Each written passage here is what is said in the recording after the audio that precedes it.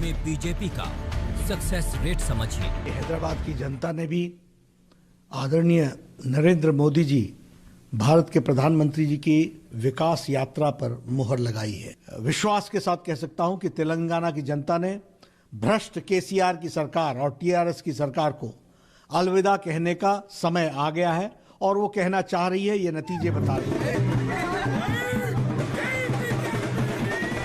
BJP का भाग्य जगाने वाले प्रयोग का रिपोर्ट कार्ड। तेलंगाना में जब असेंबली के इंतखाबात होंगे, आप देखेंगे कि इंशाअल्लाह ताला ये बीजेपी की जो कामयाबी है, वक्तिया कामयाबी है। हैदराबाद के छोटे इलेक्शन में बड़ा धमाका क्या है?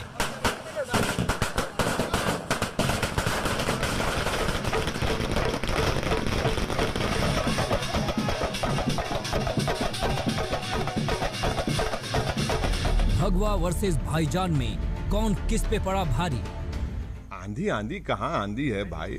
अरे भाई, तूफान आपके सामने बैठा हुआ है, आप कहाँ आंधी की बात कर रहे हैं? ओवैसी को स्ट्राइक रेट ने बनाया किंग मेकर। हमारी कोशिश ये होगी कि हम जमहूरी तरीके से बीजेपी से मुकाबला करेंगे और हमको पूरा यकीन है कि इनकी बढ़ते हुए कामयाबी के कदम को इंशाअल्लाह ताला हैदराबाद की आवाम, बल्कि पूरे तेलंगाना की आवाम इसको रोकेगी। इलाका ओवैसी का, धमाका बीजेपी का। नमस्कार, मोतियों के शहर हैदराबाद से आप सभी का स्वागत है। मैं हूं आपके साथ Chitra Tripathi. Greater Hyderabad municipal corporation चुनाव के नतीजे आ चुके हैं।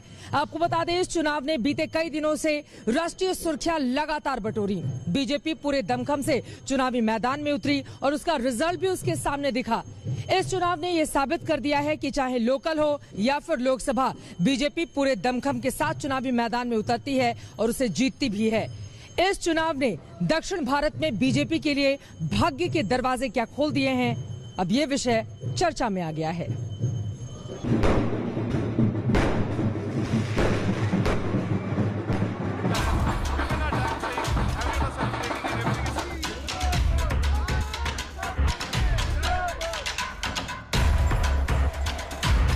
इलाका टीआरएस का, किला ओवैसी का, लेकिन चुनावी रिजल्ट के परिणामों ने हैदराबाद में बीजेपी की दमदार एंट्री का अध्याय लिख दिया।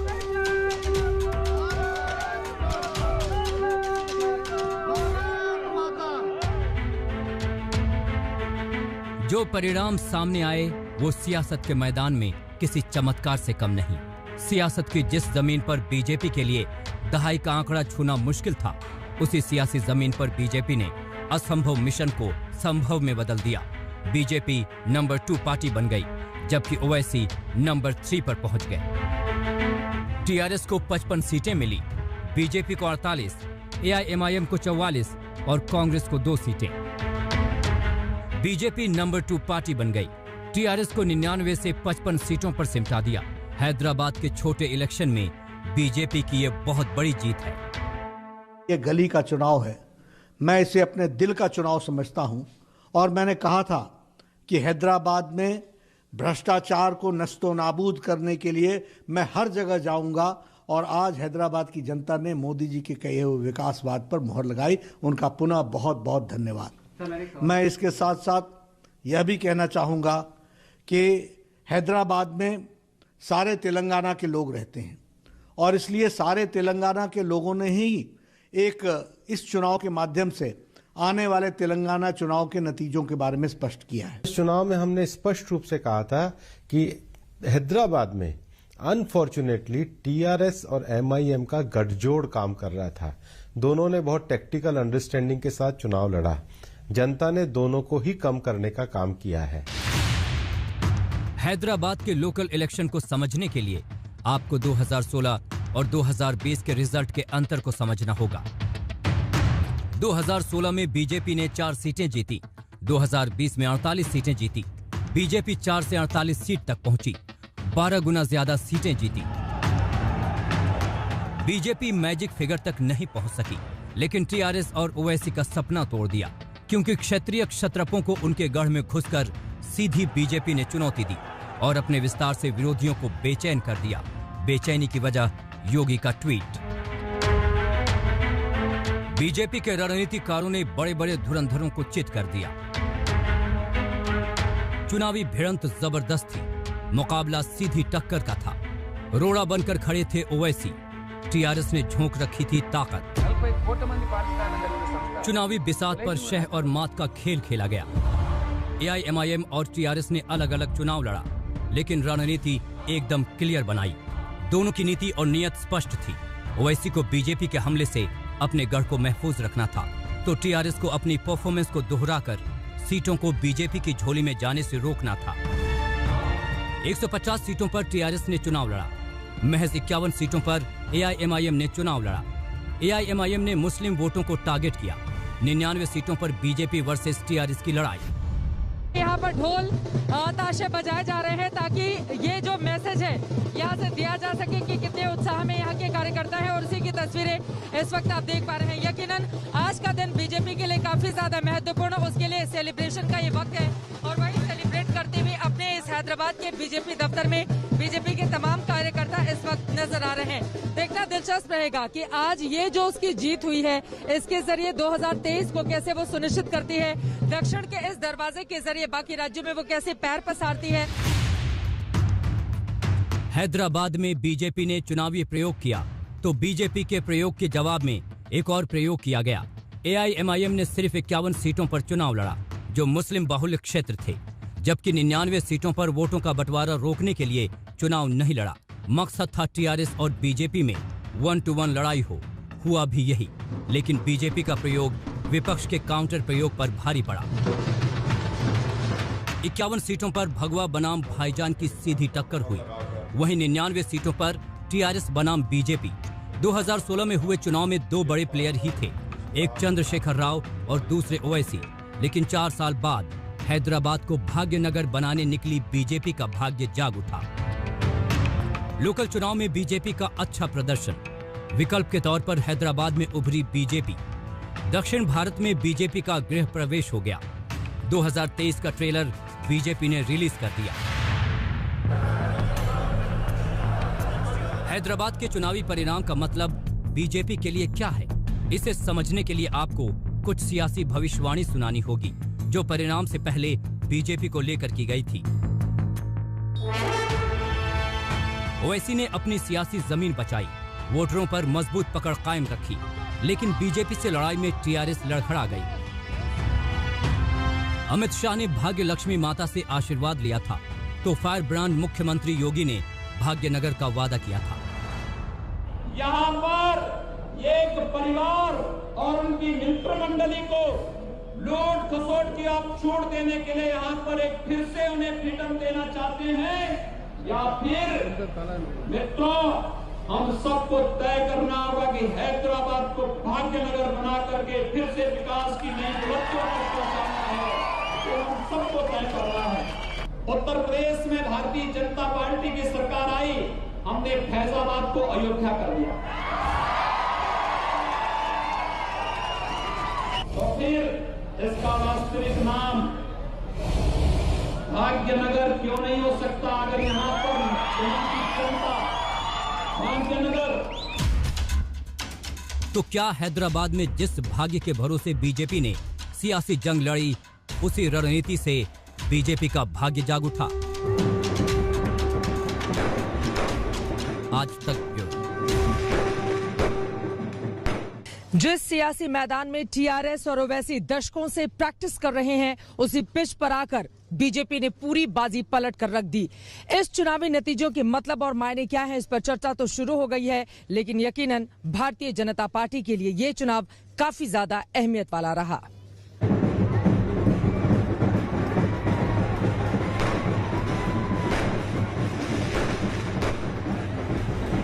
हैदराबाद चुनाव में नई जादूगरी, लोकल चुनाव में वोकल फॉर्मूला। हमने फैजाबाद को अयोध्या कर दिया। बीजेपी की हार में बड़ी जीत का सिग्नल। बीजेपी ऐसे बनी बाजीगर। नहीं, बिल्कुल हम भारतीय जनता पार्टी आज मुख्य विपक्ष की जगह ले चुकी है, और अगले चुनाव में यहां पर भारतीय जनता पार्टी की सरकार निश्चित रूप से बनने वाली है।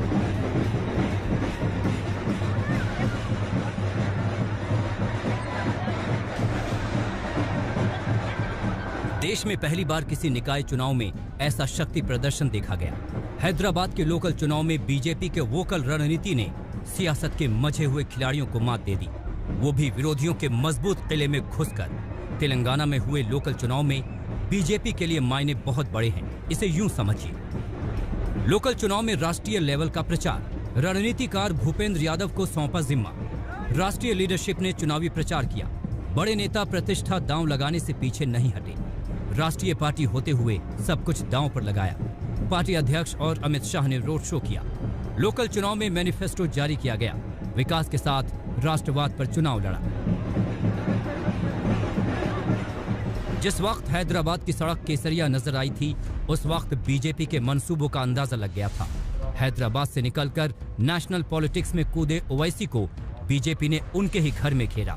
मकसद था पूरे देश को मैसेज देना। और मुद्दा भी सुनिए।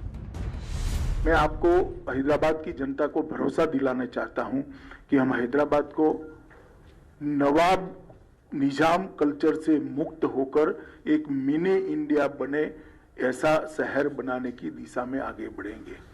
निजाम कल्चर को त्याग कर एक आधुनिक शहर बने, इस प्रकार का हम हैदराबाद को बनाएंगे। बीजेपी ने ओवैसी स्टाइल सियासत से निपटने के लिए स्ट्राइक का प्लान बनाया। छोटे से बड़े नेताओं ने फ्रंट फुट पर एक बैटिंग की। Friends, please think about this. Why this municipal elections is of national importance? If you vote for OIC here, OIC becomes strong in Maharashtra. If you vote for OIC here, OIC becomes strong in Bihar. If you vote for OIC here, OIC becomes strong in a Muslim locality in Karnataka. If you support OIC here, OIC will become strong in Uttar Pradesh. And what does OIC mean? Who is OIC? OIC is Muhammad Ali Jinnah's new avatar. We must defeat him. अब किसी एक चेपीदे शोरबे ने कह दिया कि मजलिस के जो सदर है वो जिन्ना है। आप ये देखिए कि इलेक्शन बल्दिया का हो रहा है, ना बरखी के बारे में बात, ना लाइट या स्कूल का इंतजाम के बारे में बात। अगर इन तमाम लोगों को कोई मर्द नजर आता है तो असदुद्दीन ओवैसी नजर आता है। बीजेपी ने एक तीर से दो निशाने लगाए। ओवैसी के बहाने टीआरएस के वोट बैंक पर सेंध लगाई। दावा ये किया कि टीआरएस और ओवैसी में पर्दे के पीछे गठबंधन जारी है। बीजेपी ने व्यूह रचना ऐसी की थी कि टीआरएस का मजबूत किला हिल गया। निकाय चुनाव में बीजेपी के लिए खोने के लिए कुछ नहीं था, लेकिन पाने के लिए पूरा चुनाव था। लोकल चुनाव को बीजेपी ने 2023 के विधानसभा चुनाव और बंगाल से लेकर दक्षिण भारत में अपनी पार्टी की जमीन तैयार करने के मुद्दों को सेलेक्ट कर लिया है। यानी लोकल चुनाव वो सीढ़ी है जिस पर चढ़कर भविष्य में बीजेपी सत्ता में आने का सपना देख रही है। भाई मैं जब कार्रवाई करता हूं तब तो हाय तौबा करते हैं पार्लियामेंट में, देखा नहीं है आपने? कितनी बड़ी आवाज में रोते हैं। और ये एक बार लिख कर मुझे दे दे, बांग्लादेशी और रोहिंग्या को निकालना है, बाद में मैं करता हूं। जरा लिख कर देने के लिए बोल दीजिए उनको। सिर्फ चुनाव में बात करने से नहीं होता है, जब निकालने के लिए पार्लियामेंट में बहस होती है, कौन इनका पक्ष लेता है? नहीं, बिल्कुल हम भारतीय जनता पार्टी आज मुख्य विपक्ष की जगह ले चुकी है और अगले चुनाव में यहां पर भारतीय जनता पार्टी की सरकार निश्चित रूप से बनने वाली है। और इसके लिए हमारा तो कार्यकर्ताओं का योगदान है, जनता का सपोर्ट है, मगर केसीआर का भी बहुत सपोर्ट है। जिस प्रकार से वो सरकार चला रहे हैं तो वो यहाँ की जनता भारतीय जनता पार्टी की ओर तेजी से बढ़े। एक सवाल फिर से श्रीमान चंद्रशेखर राव जी से पूछना चाहता हूं, ये मजलिस के साथ आप जो समझौता करते हो, इसमें हमें कोई आपत्ति नहीं है, कोई आपत्ति नहीं, कर सकता है। लोकतंत्र में कोई भी व्यक्ति किसी के साथ भी जाता है, मगर गुप्त समझौता क्यों करते हो? इतनी हिम्मत क्यों नहीं है कि मजलिस के साथ खुलेआम सीट शेयरिंग कर लड़े? एक कमरे के अंदर इलू इलू कर आप सीटें बांटते हो।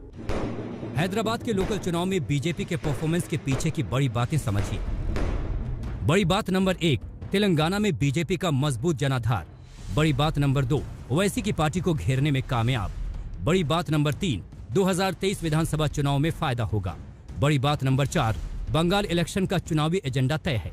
बड़ी बात नंबर 5, दक्षिण भारत में बीजेपी की एंट्री हो गई। बीजेपी ने प्रतिष्ठा दांव पर लगाई और उसी दांव का नतीजा है कि आज चुनावी दंगल में बीजेपी ने दक्षिण भारत में सियासत का सूखा खत्म किया। आज की तस्वीर अब तेलंगाना में भविष्य के उस तस्वीर को दिखा रही है जिसमें बीजेपी सबसे ज्यादा फायदे में है। हैदराबाद निगम चुनाव में बीजेपी ने अपनी प्रतिष्ठा दांव पे लगाई, बड़े बड़े नेताओं को मैदान में उतारा, प्रचार के लिए विकास के मॉडल के साथ साथ सांप्रदायिक ध्रुवीकरण का फॉर्मूला भी अपनाया और बीजेपी के इस दांव से हैदराबाद के दिग्गज धराशायी हो गए। यूं तो बीजेपी को प्रचंड जीत नहीं मिली, लेकिन उसके हाथ जो भी लगा उसके स्कोर कार्ड ने ओवैसी और टीआरएस को मुश्किल में जरूर डाल दिया है। हैदराबाद से संजय कुमार के साथ मैं आशुतोष मिश्रा, आज तक। हैदराबाद में लोकल बॉडी का चुनाव था, लेकिन इस चुनाव की अहमियत बहुत ज्यादा है। बीजेपी इस चुनाव को कैसे देखती है, इसी पर हमने बातचीत की बीजेपी के यहाँ के चुनाव प्रभारी भूपेंद्र यादव से। उनकी ओर से क्या जवाब मिला है, सुनिए। भूपेंद्र यादव जी, हैदराबाद के इन लोकल चुनावों का नेशनल मैसेज आपके हिसाब से क्या है? मेरे हिसाब से एक तो लोगों ने टीआरएस और एमआईएम को हराने के लिए वोट दिया है, क्योंकि दोनों दलों का गठजोड़ होने के बावजूद भी उनको अपना अपना स्पष्ट बहुमत नहीं मिला है। दूसरा मेरा ये मानना है कि लोगों ने इस बात को स्वीकार किया है कि स्थानीय स्तर पर भी लोकतंत्र की संस्थाएं मजबूती के साथ काम करनी चाहिए। और तीसरी बात, भारतीय जनता पार्टी का जो क्षेत्रीय विस्तार है, मतलब भारतीय जनता पार्टी उत्तर से लेकर दक्षिण तक, पूर्व से लेकर पश्चिम तक सभी भारतीयों के लोकतांत्रिक स्वर को एक प्रतिनिधित्व देने वाली पार्टी है, ये उसका भी विस्तार हुआ है। यहां से आप तेलंगाना और आंध्र प्रदेश की तरफ देख रहे हैं या बंगाल चुनावों की ओर? हम तो पूरे देश की सेवा का अवसर चाहते हैं, जनता हमको दे भी रही है और उसके लिए हम लगातार कार्य करते रहेंगे। हैदराबाद से हमारी एक खास पेशकश लगातार जारी है। एक छोटे से ब्रेक के बाद हम फौरन लौट रहे हैं, आप देखते रहिए आज तक। दक्षिण भारत के इस ग्राउंड में बीजेपी बड़ी इनिंग के प्लान के साथ सियासी मैदान में उतरी। पहले प्लान तैयार किया, उसके बाद मैदान में जमकर प्रैक्टिस की और फिर उसका नतीजा भी सामने है। जब फाइनल में उतरा तो बाजी पूरी तरह से अपने पक्ष में कर ली। लेकिन आपको ये भी बताते चले कि टीआरएस सबसे बड़ी पार्टी बन गई, लेकिन सबसे बड़ी पार्टी बनकर भी वो इस चुनाव में कैसे रही लूजर, स्कोर कार्ड देखकर आपको ये समझ में आ जाएगा।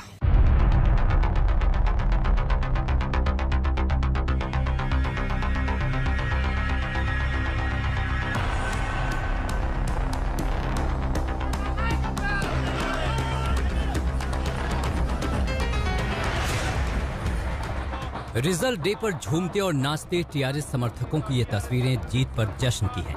समर्थक अपने नेता चंद्रशेखर राव की तस्वीरों को दूध से नहला रहे हैं, अपने नेता के लिए नारे लगा रहे हैं। लेकिन ग्रेटर हैदराबाद निकाय चुनाव में बीजेपी ने टीआरएस को जोर का झटका धीरे से दिया है। 2016 में 99 सीट वाली जीत टीआरएस रिपीट नहीं कर पाई।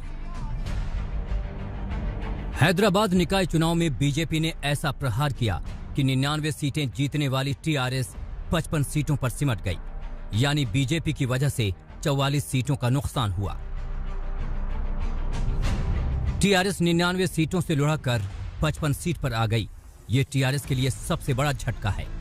2016 के चुनाव में 99 सीट और करीब 44% वोट शेयर के साथ टीआरएस ने जीएचएमसी पे कब्जा किया था, लेकिन इस बार सत्ता की चाबी पूर्ण बहुमत की सरकार को मिलती नजर नहीं आ रही है। याद कीजिए 2018 तेलंगाना विधानसभा चुनाव में केसीआर की अगुवाई में टीआरएस ने ऐतिहासिक जीत हासिल की थी। राज्य बनने के बाद पहली बार हुए चुनाव में 119 सीटों वाले असेंबली में 88 सीटें जीती। लेकिन तेलंगाना में बीजेपी की एंट्री के बाद से टीआरएस के विकल्प के तौर पर देखा जा रहा है। बीजेपी मुखर होकर टीआरएस पर हमला बोल रही है और चुनावी जीत के तौर पर उसे फायदा हो रहा है और केसीआर को नुकसान। कुछ आंकड़ों के हिसाब से आपको केसीआर के वोट बैंक में लग रही सेंध के बारे में पता चलेगा।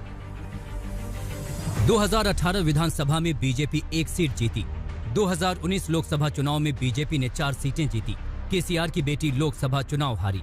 उपचुनाव में टीआरएस से विधानसभा छीनी। मुख्यमंत्री चंद्रशेखर राव ने पार्टी की कमान बेटे केटी रमा राव को सौंप रखी है। जबकि बेटी और भतीजा भी राजनीति में है। तेलंगाना की राजनीति में चंद्रशेखर राव को टक्कर देने वाला कोई दूसरा बड़ा राजनेता नहीं। उन्हें क्षत्रिय क्षत्रप माना जाता है, लेकिन तेलंगाना में बीजेपी खुद को टीआरएस के विकल्प के तौर पर स्थापित करने में जुटी है और उनकी नजर सत्ता में मौजूद चंद्रशेखर राव की पार्टी है। 2020 का ये लोकल इलेक्शन 2023 के विधानसभा का ट्रेलर माना जा रहा है। यही वजह है कि टीआरएस ने चुनाव जीतने के लिए अलग रणनीति बनाई थी। रणनीति नंबर 1 ओवैसी से दूरी, रणनीति नंबर 2 हिंदू वोट पर नजर, रणनीति नंबर 3 बेटे के हाथ बागडोर। स्थानीय चुनाव को मुख्यमंत्री चंद्रशेखर राव के बेटे रामा राव की अगुवाई में लड़ा जा रहा था। टीआरएस को डर था कि ओवैसी के साथ हाथ मिलाने से हिंदू वोट में बंटवारा हो सकता है, लिहाजा टीआरएस ने चुनावी कैंपेन में ओवैसी को बीजेपी की बी पार्टी बताया था। ओवैसी से दूरी भी टीआरएस को अपने कोर वोटरों के बीच बीजेपी की सेंधमारी से नहीं बचा सकी, क्योंकि हैदराबाद में कांग्रेस पहले से ही हाशिए पर है। ओवैसी ने अपना सॉलिड वोट बैंक बचा लिया और बीजेपी के प्लस होने पर सीटें माइनस हुई तो टीआरएस की यानी निकाय चुनाव में सबसे बड़ी पार्टी के बाद भी टीआरएस सबसे बड़ी लूजर पार्टी बन गई। आज तक ब्यूरो। हैदराबाद में लोकल बॉडी का चुनाव था, लेकिन इसकी गूंज अब यहां से दूर कोलकाता में भी सुनाई दे रहे हैं। वहां पर 6 महीनों के भीतर पश्चिम बंगाल में विधानसभा के चुनाव होने हैं। इस नतीजों के रिजल्ट से उत्साहित जाहिर तौर पर एक तरफ ओवैसी जहां पश्चिम बंगाल में अपनी किस्मत आजमाएंगे, तो वैसी के मैदान में उतरने से बीजेपी भी काफी ज्यादा खुश है, क्योंकि उसको मुस्लिम वोटरों के बंटने से फायदा होने की उम्मीद नजर आ रही है।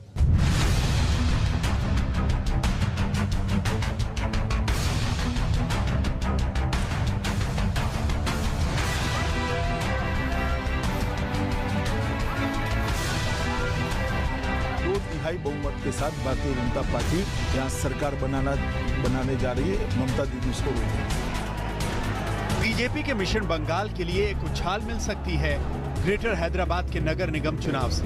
हैदराबाद में बीजेपी मेयर भले न बना पाए, लेकिन उससे 1500 किलोमीटर दूर कोलकाता के नब्बाना यानी सचिवालय पर अगले साल अपने कब्जे का ख्वाब संजोकर बैठी है। हैदराबाद का जोश पश्चिम बंगाल के विधानसभा चुनाव में काम आ सकता है।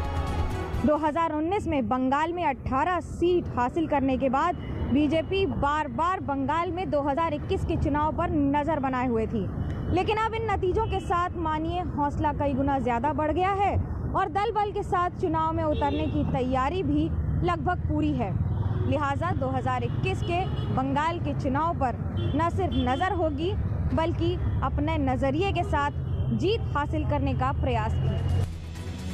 दिल्ली से लेकर कोलकाता तक बीजेपी के सभी नेता एक सुर में यही कह रहे हैं कि अब की बार बंगाल में उनकी सीटों का आंकड़ा जाएगा 200 के पार। 200 यानी 2/3 से ज्यादा सीटें, यानी ममता बनर्जी का लोकतांत्रिक तरीके से तख्ता पलट। तो सवाल है कि क्या ममता का काम ओवैसी बिगाड़ेंगे या बीजेपी अकेले? ग्रेटर हैदराबाद के नगर निकाय चुनाव में 50 सीटें मुस्लिम बहुल हैं और ओवैसी की पार्टी 51 सीटों पर ही चुनाव लड़ी, जिसमें उसका प्रदर्शन सबसे शानदार है। अगर बंगाल में देखें तो 294 सीटों में से 125 सीटों पर मुसलमानों के निर्णायक वोट हैं। पिछले 2 विधानसभा चुनाव में तो वोट ममता को ही मिल रहे थे, लेकिन इस बार ओवैसी के लड़ने से ममता का वोट बढ़ सकता है। ऐसे में बिहार में महागठबंधन की तरह बंगाल में ममता का बंटाधार हो सकता है। और ओवैसी पहले ही कह चुके हैं कि वो पश्चिम बंगाल में भी चुनाव लड़ेंगे। मैं बंगाल का इलेक्शन लड़ूंगा, क्या करेंगे आप? मैं लड़ूंगा, यूपी का भी लड़ूंगा 2022 में, हर जगह लड़ूंगा मैं। जीत हार तो जनता तय करेगी, मेरे मुकद्दर में तो होगा। मगर ये जो इनका अहंकार है ना कि आप क्यों लड़ते हैं, हमको नुकसान होता है। ओवैसी के बंगाल अभियान से मुस्लिम वोट बटे तो बीजेपी का अपना राष्ट्रवाद काम कर सकता है, जैसा कि बिहार में हुआ। यहाँ बीजेपी एनडीए में नंबर 1 हो गई और उससे उत्साहित प्रधानमंत्री मोदी ने कार्यकर्ताओं को कोलकाता का रास्ता दिखा दिया। जो लोग लोकतांत्रिक तरीके से हमारा मुकाबला नहीं कर पा रहे हैं, देश के कुछ हिस्सों में उनको लगता है कि भारतीय जनता पार्टी के कार्यकर्ताओं को मौत के घाट उतार करके वे अपने मंसूबे पूरे कर लेंगे, मैं उन सब से आग्रहपूर्वक समझाने का प्रयास भी करता हूं। मुझे चेतावनी देने की जरूरत नहीं है, क्योंकि वो काम जनता जनार्दन करेगी। हालांकि टीएमसी बार बार यही कह रही है कि बाहर से किसी भी नेता के आने का कोई प्रभाव नहीं पड़ेगा, लेकिन हैदराबादी बिरयानी का स्वाद जिस तरह तेलंगाना के चंद्रशेखर राव के लिए थोड़ा बेमजा हो गया, वैसा ही कहीं सत्ता का रसगुल्ला अगली बार मुंह से न छिन जाए, इसको लेकर टीएमसी डरी हुई है। इसीलिए वो अपना घर संभालने में जुटी है। दूसरी तरफ बीजेपी के मिशन बंगाल के लिए बूथ स्तर पर भी तैयारी पूरी की जा चुकी है। त्रिपुरा में पन्ना प्रमुख की तर्ज पर बीजेपी पश्चिम बंगाल में बूथ अध्यक्ष बना रही है। बीजेपी ने जैसे त्रिपुरा में माणिक सरकार को हटाया था, वैसे ही ममता बनर्जी को हटाने की रणनीति पर काम कर रही है। इसके लिए बूथ अध्यक्ष बूथ कमेटी फॉर्मूले पर काम कर रही है। स्थानीय वोटरों को रिझाने पर फोकस हो रहा है। खासकर महिलाओं का वोट अपनी तरफ जोड़ने की कोशिश हो रही है, जैसा बिहार में हुआ।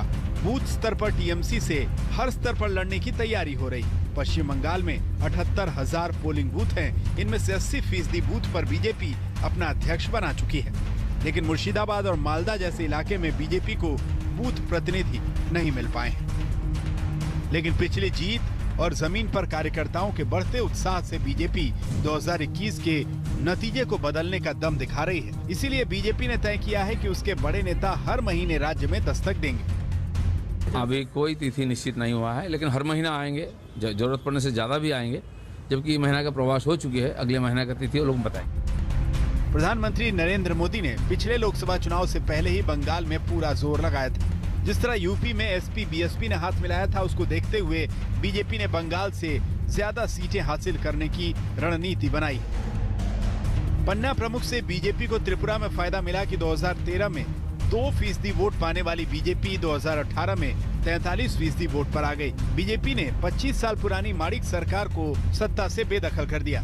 वैसे ही पश्चिम बंगाल में जमीनी स्तर पर काम का नतीजा ये निकला कि बीजेपी आज काफी मजबूत है। पिछले लोकसभा चुनाव को आधार माने तो बीजेपी ने मुख्य विपक्षी दल की जगह बना रखी है। 2009 में 6% वोट पाने वाली बीजेपी ने 2014 में 17% वोट हासिल किए और 2019 में 42% मिल गया। इतना ही नहीं, 2017 के निकाय चुनाव में और 2018 के पंचायत चुनाव में बीजेपी नंबर 2 पर आकर खड़ी हो गई। अपने उसी नंबर 2 की पोजीशन को नंबर 1 पर ले जाने के लिए बीजेपी की लड़ाई जारी है। कोलकाता से मनोज्ञा लोईवाल के साथ आज तक ब्यूरो। भाग्य लक्ष्मी मंदिर में गृह मंत्री अमित शाह के दर्शन और बीजेपी का भाग्यनगर वाला दांव फिलहाल बीजेपी के लिए हैदराबाद में काम कर गया है। लेकिन 2023 के विधानसभा चुनावों में बीजेपी क्या इसी रणनीति के साथ चुनावी मैदान में उतरेगी या फिर दूसरी पार्टियां बाजी मार ले जाएंगी?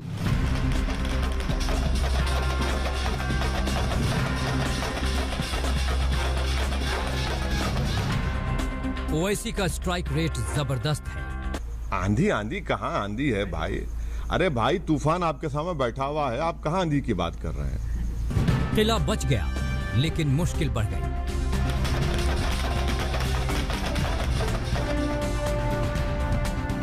समझो इशारा, भाईजान है किंग मेकर। ओवैसी के सियासी कद और सियासी वजूद की व्याख्या समझने के लिए हैदराबाद का निकाय चुनाव काफी है। सिर्फ 51 सीटों पर ही चुनाव लड़ा, लेकिन ओवैसी का स्ट्राइक रेट वोटरों पर उनकी मजबूत पकड़ का सबसे बड़ा सबूत है। 51 सीटों पर चुनाव लड़ा, 44 सीटों पर जीत मिली, स्ट्राइक रेट 86% से ज्यादा। केसीआर गो हमारे अपोजिट पार्टी के हैं, मगर एक बात मानना पड़ेगा, एक रीजनल फेस है और वो रीजनल फेस आज भी इम्पोर्टेंट है, कल भी इम्पोर्टेंट रहेगा। और थोड़ा सा अगर वो लोग जो भी उनके चीजें सही करना है कर लेंगे तो he still very important and I am sure कि केसीआर जो है वो बीजेपी के ऊपर बहुत बड़े भारी पड़ेंगे आने वाले वक्त में। बिहार विधानसभा में धमाकेदार प्रदर्शन के ठीक बाद ओवैसी ने अपनी राजनीतिक प्लान का ऐलान करते हुए बंगाल तक अपने पैर जमाने की बात कही थी। लेकिन बंगाल में बड़े कड़े इम्तिहान से पहले ओवैसी को हैदराबाद चुनाव में अपनी ताकत दिखानी थी, क्योंकि हैदराबाद ही ओवैसी और उनकी पार्टी से शून्य से अब तक के सफर का गवाह रहा है। ओवैसी ने बीजेपी के हमले से अपने गढ़ को बचाने के लिए पूरी ताकत झोंक दी थी। बीजेपी के वार पर पलटवार किया। 51 सीटों पर चुनाव लड़ा और 44 सीटों पर जीत मिली। बीजेपी के जबरदस्त प्रचार के बावजूद ओवैसी को कोई नुकसान नहीं हुआ। चुनावी नतीजों की व्याख्या खुद ओवैसी ने प्रेस कॉन्फ्रेंस करके बताई।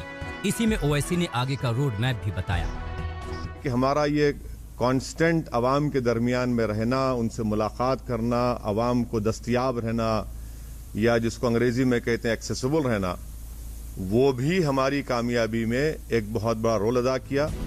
इशारे इशारे में ओवैसी ने सिग्नल दे दिया कि केसीआर के साथ गठबंधन का रास्ता खुला हुआ है, यानी किंग मेकर ओवैसी ही है।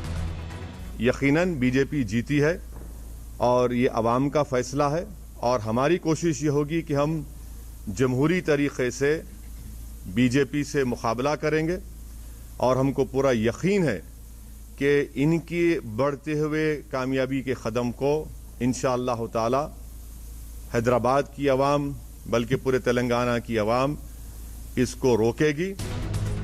हैदराबाद चुनाव के परिणाम के बाद ओवैसी ने आगे की पूरी रणनीति समझाई। जिस भाग्यनगर के भरोसे बीजेपी हैदराबाद में अपना भाग्य खोज रही थी, उसी भाग्यनगर के दांव पर ओवैसी ने योगी को सीधा जवाब दिया था। टीआरएस अभी भी तेलंगाना में रूलिंग पार्टी के साथ साथ एक फॉर्मिडेबल पॉलिटिकल पार्टी है, और एक तेलंगाना की जो रीजनल सेंटिमेंट है वो उसको रिप्रेजेंट करती है। एक तरफ लोकल चुनाव में बीजेपी का वोकल प्रचार था, तो दूसरी तरफ ओवैसी के सामने प्रतिष्ठा बचाने का सवाल था। ओवैसी ने रणनीति बनाई, फोकस होकर पूरा चुनाव लड़ा, हिंदू दलित उम्मीदवार उतारे, मुस्लिम वोट को एकजुट रखा, भड़काऊ प्रचार से परहेज किया, डोर टू डोर जाकर प्रचार किया, भाग्यनगर को चुनावी मुद्दा बनाया। ओवैसी ने मुस्लिम बाहुल्य सीटों पर पूरा फोकस किया। चुनावी रैलियों में, चुनावी कैंपेन में ओवैसी स्थानीय मुद्दे से भाषण शुरू करते और मोदी पर खत्म करते। ब्रांड हैदराबाद को बचाने के लिए बीजेपी की जमानत को जब्त करेंगे इंशाअल्लाह ताला, और बीजेपी की शिकस्त यकीनी है। अरे तुम नरेंद्र मोदी को बुला के कैंपेन करो, चलो पुराने शहर में देखिए क्या होगा। बुलाओ वजीर आजम को, बुलाओ और कैंपेन कराओ, बताएंगे तुमको ये क्यों बुला रहे हैं लोगों को। बुलाओ, तुम्हारा असल जो चेहरा है, बुलाओ मोदी को, बुलाकर मुकाबला कराओ, लगाओ मोदी की मीटिंग, देख लो कितनी सीट तुम जीतते यहाँ पर। हैदराबाद निकाय चुनाव में ओवैसी की रणनीति काम आई और सीटों का नुकसान नहीं होने दिया, यानी ओवैसी की पार्टी का ना तो वोट परसेंटेज गिरा और ना ही सीटों के लिहाज से नुकसान हुआ। ये पहली बार था जब ओवैसी को उनके ही गढ़ में बीजेपी ने घेरा था, वरना हैदराबाद के ओवैसी अपनी पार्टी का दायरा बढ़ाने के लिए पैर पसार रहे थे। बिहार, महाराष्ट्र, उत्तर प्रदेश और अब आगे ओवैसी की नजर बंगाल पर है। I will speak to my people from West Bengal, and then we'll decide what is wrong in contesting. You must contest election. Owaisi ने अपनी मंशा जाहिर कर दी है और हैदराबाद में अपनी प्रतिष्ठा भी बचा ली है। ग्रेटर हैदराबाद निकाय के चुनाव परिणाम जो तस्वीर दिखा रहे हैं, उससे ओवैसी किंग मेकर की भूमिका में नजर आ रहे हैं। हैदराबाद के लोकल चुनाव में जो भूमिका उभर कर सामने आ रही है, उसमें असदुद्दीन ओवैसी की पार्टी MIM एक किंग मेकर का रोल अदा करती नजर आ रही है। 2016 की बात करें तो ओवैसी की पार्टी के समर्थन से टीआरएस का मेयर बना था, और इस बार भी 40 से ज्यादा सीटें जीतकर असदुद्दीन ओवैसी किंग मेकर की भूमिका अदा करते नजर आएंगे। हैदराबाद निकाय चुनाव के परिणाम उन लोगों को सीधा संदेश है जो ओवैसी को वोट कटुआ बताते हैं। ओवैसी राजनीति की नई परिभाषा गढ़ रहे हैं, जिसमें लोगों को बीजेपी के खिलाफ मजबूत विपक्ष को लीड करने वाला नेता नजर आ रहा है, जो स्पष्ट सोच के साथ लोगों के बीच है। मैं आपके सामने कई मर्तबा पर्टिकुलर आपके तमाम से कहूं कि केरला में और आसाम में मैं नहीं जाऊंगा। ये मेरा एक डिसीजन है और हम उसके पाबंद हैं। हैदराबाद में ओवैसी की पार्टी AIMIM और टीआरएस के बीच निकाय चुनाव में गठबंधन रहा है, और बीजेपी को रोकने के लिए एक बार फिर ओवैसी टीआरएस की मदद कर सकते हैं, यानी हैदराबाद निकाय चुनाव के किंग मेकर तो ओवैसी ही है। आज तक ब्यूरो। हैदराबाद से हमारी एक खास पेशकश लगातार जारी है। एक छोटे से ब्रेक के बाद हम फौरन लौट रहे हैं, आप देखते रहिए आज तक। इस चुनाव में सबसे ज्यादा बुरी गत कांग्रेस पार्टी की हुई। 4 सालों के बाद भी वो 2 सीटों से ज्यादा हासिल नहीं कर पाई।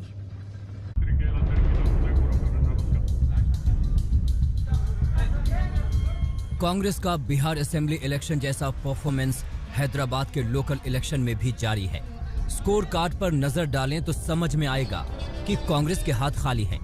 सबसे पहले आप हैदराबाद में कांग्रेस के चुनावी परफॉर्मेंस का रिपोर्ट कार्ड देखिए। 2016 में कांग्रेस ने 2 सीटें जीती, 2020 में कांग्रेस ने 2 सीटें जीती। 150 सीटों पर कांग्रेस ने चुनाव लड़ा, लेकिन परिणाम ये कि कांग्रेस ना तो अपना सीट बढ़ा सकी और ना ही जनाधार। 2016 में भी कांग्रेस चौथे नंबर पर थी और इस बार भी चौथे नंबर पर है, जबकि बीजेपी ओवैसी के गढ़ में ओवैसी को पछाड़कर दूसरे नंबर पर पहुंच गई। भले ही हैदराबाद में छोटा चुनाव था, लेकिन कांग्रेस का स्ट्राइक रेट इतना कम है कि दक्षिण भारत में कांग्रेस को अपना वजूद बचाना मुश्किल होगा। आंध्र प्रदेश में कांग्रेस साफ, तेलंगाना में कांग्रेस बेहाल, तमिलनाडु में विपक्ष में कांग्रेस, केरल में मिली-जुली सरकार। एक वक्त था जब दक्षिण भारत में कांग्रेस की धमक और चमक ही दिल्ली की सत्ता पर बैठा देती थी, लेकिन आज उसी कांग्रेस के सामने सीटों का अकाल है। कांग्रेस ना तो कहीं फाइट में नजर आ रही है और ना ही चुनावी दंगल में कांग्रेस में जीत की जिद नजर आ रही है। यही वजह है कि कांग्रेस का ग्राफ चुनाव दर चुनाव नीचे गिरता जा रहा है और नया सैंपल हैदराबाद का लोकल चुनाव है। आज तक ब्यूरो। नमस्कार, मैं हूं अंजना ओम कश्यप। हमें उम्मीद है ये वीडियो आपको पसंद आया होगा। लेटेस्ट खबरों के लिए यूं ही देखते रहिए आज तक और इस वीडियो के पसंद आने पर लाइक, शेयर एंड सब्सक्राइब करना ना भूलें।